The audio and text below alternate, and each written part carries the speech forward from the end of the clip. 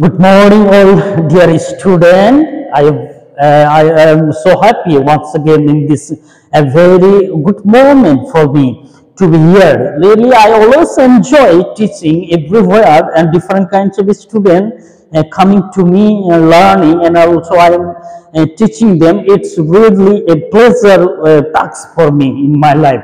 Really, I enjoy teaching different kinds of subjects and different kinds of students. So I have been doing same things for the last 10 years, and I have been getting a lot of experience from different kinds of students, and also I mean improving my knowledge about the different kinds of subject and different kinds of thoughts and logics and different kinds of things like that.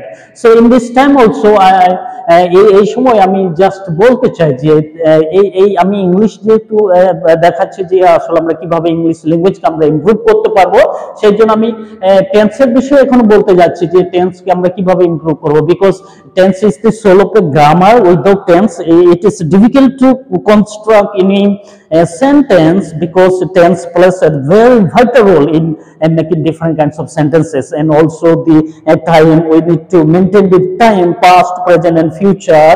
Without past, present and future, it's very hard to bring the meaningful sentence in our speech. That's why. So এই সময় এই জন্য tense আমরা দেখছি যে এখানে আমি দেখাচ্ছি যে প্রেজেন্ট টেন্স আমি বলতে চাইছি। প্রেজেন্ট টেন্সের মধ্যে আমরা জানি যে চারটা ভাগ রয়েছে: present indefinite tense, present continuous tense, present perfect tense এবং present perfect continuous tense. So question এখানে একটা জিনিস দেখা যায় যে কোশ্চেনটা হলো এই যে প্রেজেন্ট টেন্স মানে বর্তমান কাল, এই প্রেজেন্ট টেন্সের মধ্যে যে চারটা ভাগ রয়েছে: present indefinite, present continuous, present perfect, present perfect continuous. So এই যে চারটা ভাগ, এই যে চারটা যে সময়টা, এই সময়টা কিন্তু ভাগ করা অনেক ক্রিটিক্যাল একটা বিষয়। অনেক মানুষ আমি দেখেছি, অনেক মানুষ এই সময়টাকে মেনটেন করতে আসলে পারে না। আসলে অনেক চিন্তার বিষয় রয়েছে যে প্রেজেন্ট টেন্সের মধ্যে এই বর্তমানে সময়ের মধ্যে চারটা যে ভাগ রয়েছে, এ কত দূরত্ব রয়েছে, এটা কত ফাঁকাফাঁকি রয়েছে, কখন কোনটা আমি ব্যবহার করব, সেটা একটা চিন্তার বিষয়। সেই জন্য আমি বলতে চাই যে আমাদেরকে প্রত্যেকটাকে অনেক ক্লিয়ার ভাবে বুঝতে হবে আসলে ডিসটেন্সটা কত দূর হতে পারে। সো আজকে এখানে আমি দেখতে চাই যে প্রেজেন্ট টেন্সের মধ্যে, বর্তমান কালের মধ্যে আমি প্রেজেন্ট ইনডিফিনিট টেন্স এটা বলতে চাই। সো ডেফিনেশনে এটা প্রেজেন্ট ইনডিফিনিট টেন্স যদি আমরা দেখি, তাহলে বলতেছি যে বর্তমানে কোনো কাজ হওয়া, যাওয়া, খাওয়া, করা, করি ইত্যাদি বোঝায়, তাকে প্রেজেন্ট ইনডিফিনিট কিন্তু টেন্স বলে। কিন্তু আমার বিষয়টা হলো এইখানে প্রেজেন্ট ইনডিফিনিট টেন্স বলতে বোঝাচ্ছে বর্তমানে অনির্দিষ্ট সময়ে যে কাজ হয় তাকে প্রেজেন্ট ইনডিফিনিট টেন্স বলে। বর্তমানে অনির্দিষ্ট সময়ে যে কাজ হয় তাকে প্রেজেন্ট ইনডিফিনিট টেন্স বলে। এখানে টাইমটাকে অনির্দিষ্ট করে দিয়েছে, কিন্তু কাজ বর্তমানে হয় কিন্তু টাইমটা নির্দিষ্ট নেই, সেই টেন্সকে প্রেজেন্ট ইনডিফিনিট টেন্স বলে। তো প্রেজেন্ট ইনডিফিনিট টেন্সের এখানে যে স্ট্রাকচার গুলো আমি দিয়েছি, এই স্ট্রাকচার গুলো অনেক গুরুত্বপূর্ণ। এই স্ট্রাকচার আমাদেরকে অনেক হেল্প করবে অনেকগুলো সেন্টেন্স গঠন করতে। একটা স্ট্রাকচার যদি আমরা ভালো করে জানতে পারি, তাহলে দেখা যাবে যে আমরা 100 কেন 200, 300, হাজারো সেন্টেন্স অনেক সহজে কিন্তু আমরা শিখতে পারবো, আর লিখতে পারবো, বলতে পারবো, পড়তে পারবো। তো প্রেজেন্ট ইনডিফিনিট টেন্সের যে স্ট্রাকচার রয়েছে, প্রথমে অ্যাফার্মেটিভ সেন্টেন্সে subject plus verb plus object. এই subject plus verb plus object অনুযায়ী কি করতে হবে, একটা সেন্টেন্স গঠন করতে হবে। তাহলে একটা সাবজেক্ট মনে করেন আমি দিলাম আই, ভার্ব মনে করলাম আমি দিলাম ইট, তারপরে আমি অবজেক্ট দিলাম হলো রাইস। তাহলে এখানে অনেক সহজে আমি কিন্তু একটা সেন্টেন্স গঠন করতে পারলাম। তাহলে আই ইট রাইস, এই যে অনেক সহজে আমি সেন্টেন্স গুলো গঠন করতে পারছি কিন্তু। তাহলে অনেক সহজ হবে, যেমন I eat rice, I play football, I read book, I go to school, I watch TV, I catch fish, okay, I see bird. আমরা অনেকগুলো সেন্টেন্স কিন্তু গঠন করতে পারবো। এই স্ট্রাকচার আমাদেরকে অনেক হেল্প করবে হাজারো সেন্টেন্স তৈরি করতে। সো এটা হলো একটা উপায় যেখানে আমরা সেন্টেন্সকে ইমপ্রুভ করতে পারি। এটা হলো একটা উপায় আমরা ইংলিশকে ইমপ্রুভ করতে পারি অনেক সহজে। শুধু আই ইট রাইস এটা কিন্তু বললে হবে না, এটা আবার নেগেটিভও বলতে হয়। যেমন নেগেটিভের জন্য তাহলে কি হলো স্ট্রাকচার, নেগেটিভের জন্য স্ট্রাকচার রয়েছে সাবজেক্ট প্লাস ডু নট বা does not plus verb plus object. তাহলে এই নেগেটিভের সূত্র আমাদেরকে মনে রাখতে হবে। যেমন এফার্মেটিভের সূত্র আমি মনে রাখলাম আই ইট রাইস, তাহলে নেগেটিভের সূত্র আমাকে মনে রাখতে হবে, তাহলে I do not eat rice, subject plus do not plus verb plus verb, যেমন হলো ইট, ভার্ব প্লাস অবজেক্ট রাইস। তাহলে এটা অনেক সহজ হলো আমাকে নেগেটিভ সেন্টেন্সটা তৈরি করতে। তাহলে এই অনেক clear. I eat rice, I do not eat rice. আমি ভাত খাই, আমি ভাত খাই না। I go to school, I do not go to school. I play cricket, I do not play cricket. তাহলে অনেক সহজ হবে। আবার এই সেন্টেন্সকে কি করতে হবে, অনেক সময় মানুষকে প্রশ্ন করতে হবে।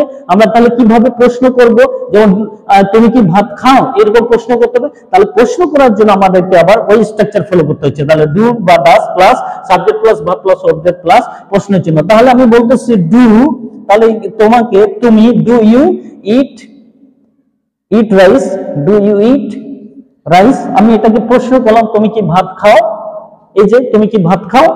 তাহলে ডু ইউ ইট রাইস, এটা দিয়ে আমি কাউকে প্রশ্ন, do you go to school, তুমি কি স্কুলে যাও। ডু ইউ প্লে ক্রিকেট, তুমি কি ক্রিকেট খেলো।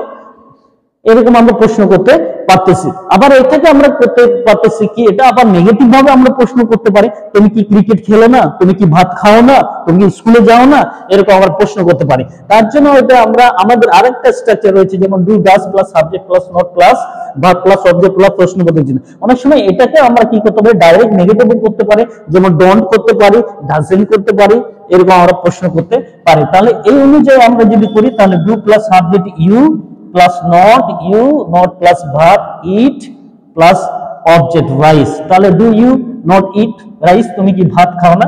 এটা দিয়ে আমরা সেন্টেন্স গঠন করতে পারতেছি। আরেকটা সেন্টেন্স রয়েছে এখানে, ডাব্লিউএস কোশ্চেনও আমরা এখানে জোড়া দিতে পারি। যেমন ডাব্লিউএস কোশ্চেন যদি দেই, তাহলে what do you eat rice বা where do you eat rice, where do you eat rice, এরকম আমরা প্রশ্ন করতে পারি। তো এখানে যে গুরুত্বপূর্ণ বিষয়টা আমি বলতে চাইছি, যে আমাদেরকে স্ট্রাকচার, এই স্ট্রাকচার গুলো অনেক ক্লিয়ার ভাবে আমাদেরকে জানতে হবে। তাহলে অনেক সহজে যদি স্ট্রাকচার আমাদের জানা থাকে, তাহলে দেখবো যে অনেকগুলো আমরা কিন্তু সেন্টেন্স তৈরি করতে পারবো। বিকজ আমরা আমাদের স্ট্রাকচারে দুর্বল এবং বুঝার যে দুর্বলতা, এই দুর্বলতার কারণে কিন্তু আমরা অনেক সময় ইমপ্রুভ করতে পারি না। এগুলো তাহলে আমরা অনেক সহজে কিন্তু করতে পারি। তো এইটা আমাদেরকে অনেক গুরুত্বপূর্ণ ভাবে স্ট্রাকচার গুলো মুখস্থ করতে হবে। তাহলে দেখা যাবে যে অনেক সহজে আমরা কিন্তু শিখতে পারতেছি। সো আমি এই জন্য এটাকে গুরুত্বপূর্ণ মনে করতেছি, যে একটা সেন্টেন্স থেকে কিন্তু আমরা অনেকগুলো সেন্টেন্স তৈরি করতে পারতেছি। এই জন্য আমি এটা গুরুত্বপূর্ণ মনে করতেছি।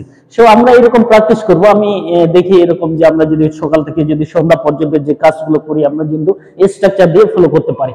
তো এখানে লাস্টে যে প্রশ্নটা রয়েছে, এই প্রেজেন্ট ইনডিফিনিট টেন্সে যদি সাবজেক্ট থার্ড পারসন সিঙ্গুলার হয়, যদি সাবজেক্ট থার্ড পারসন সিঙ্গুলার হয়, যদি হি হয়, হি, সি বা ইট হয়, তাহলে এই ভার্বের শেষে এস বা ইএস কিন্তু যোগ করতে হবে। এটা হলো একটু চেঞ্জেস রয়েছে। যদি প্রেজেন্ট ইনডিফিনিট টেন্স হয় আর যদি সাবজেক্ট থার্ড পারসন সিঙ্গুলার হয়, যেমন হি, সি, ইট বা কোনো নাম হয়, তাহলে ভার্বের শেষে এস বা ইএস যোগ করতে হবে। এটাই জাস্ট এখানে পরিবর্তন রয়েছে। তো এই প্রেজেন্ট ইনডিফিনিট টেন্সকে আমাদের অনেক গুরুত্বপূর্ণ ভাবে এই স্ট্রাকচার গুলো মুখস্থ করতে হবে। এই স্ট্রাকচার গুলো আমাদের যদি মনে থাকে, তাহলে কিন্তু অনেক সহজে আমরা কথা বলতে পারবো বা কোনো সেন্টেন্স লিখতে পারবো বা কাউকে প্রশ্ন করতে পারবো বা কাউকে উত্তরও দিতে পারবো। সো আমি আশা করব আমরা সবার জন্য ভালো করে এই স্ট্রাকচার গুলো মুখস্থ করি।